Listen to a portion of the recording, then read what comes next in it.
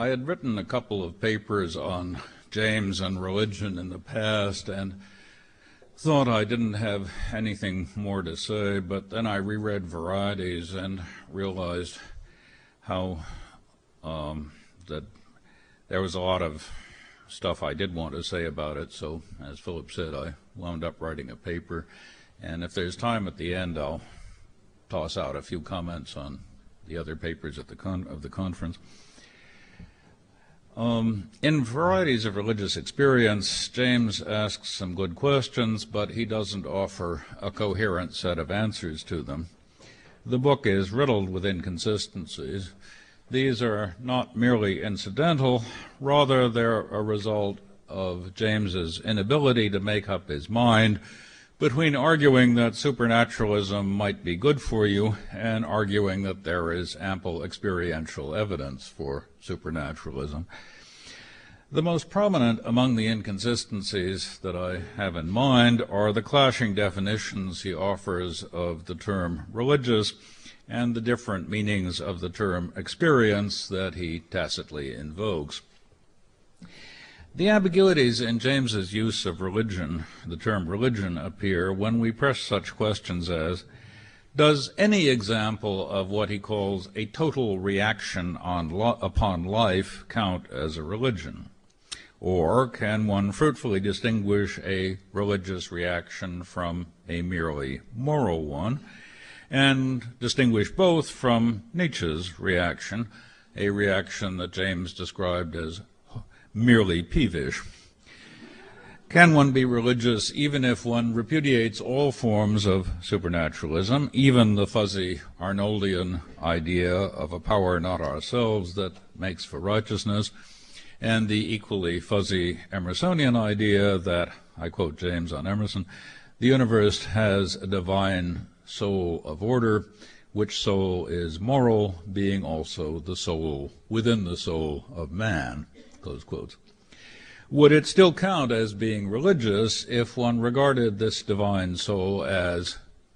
in James's words, a mere quality like the eye's brilliancy or the skin's softness, rather than, still James's words, a self-conscious life like the eye's seeing or the skin's feeling? The ambiguities in his use of the term experience appear when we try to pin down his answers to the following questions. Are the causes of religious experience entirely irrelevant to their value for human life, or do we have empirical evidence that some of these experiences have a supernatural cause, and so have reason to believe in the existence of an entity unknown to natural science? More generally, are experiences the sorts of things that come with tracers indicating their origin, or is the question of origin left entirely up for grabs by the intrinsic nature of the experience? Does the experience itself dictate the language in which it is described, or is it, like Wittgenstein's beetle in the box, entirely indifferent to the linguistic clothing which the experiencer drapes about it? One selection of passages from Varieties will give you a set of answers to these latter questions, which would justify you in reading the book as a work of natural theology. These passages suggest that we should treat James as an empirical inquirer who, after having studied a range of human experiences, is in a position to conclude that we have as good evidence for the existence of what he calls a wider self from which saving experiences come, a self-conscious, non-human life, as we do for the existence of penguins.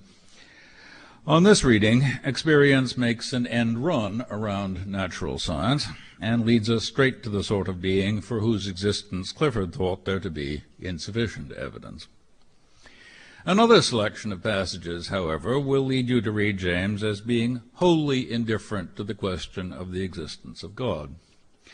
On this reading, James is interested only in how human beings manage to get through life without being overwhelmed by despair, or, as we should call it, depression. This second set of passages suggests that we should reduce James reduce what James calls the wider self through which saving experiences come, either to the believer's own subconscious self, the self that Freud thought was suffused with infantile fantasies, or to what Dewey, in A Common Faith, called, I quote, the community of causes and consequences in which we, together with those not born, are enmeshed, the community that Dewey goes on to call, quote, the widest and deepest symbol of the mysterious totality of being the imagination calls the universe. Either a Freudian or a Deweyan understanding of this wider self is entirely compatible with a belief that James claimed to find intolerable, namely that we humans are like a tribe encamped upon the surface of a frozen lake, the passage Wayne referred to, waiting for the inevitable melting, the moment when the universe will no longer contain any traces of our joys and sorrows. Freud and Dewey, like Clifford, were able to accept the second law of thermodynamics with an equanimity that James found impossible.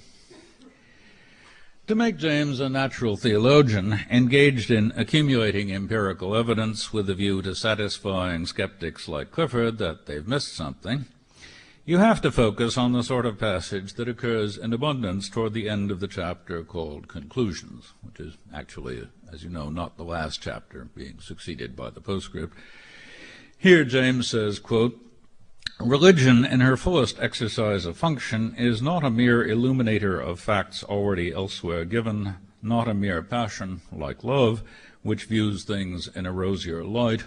It is something more, namely a postulator of new facts, facts italicized. Religious experiences on this account support the view that the world, quote, has a natural constitution different at some points from that which a materialistic world would have. James calls this view an overbelief, but he's never sure whether it's simply the sort of belief to which one has a right, even without evidence of the sort that Clifford would need to take seriously,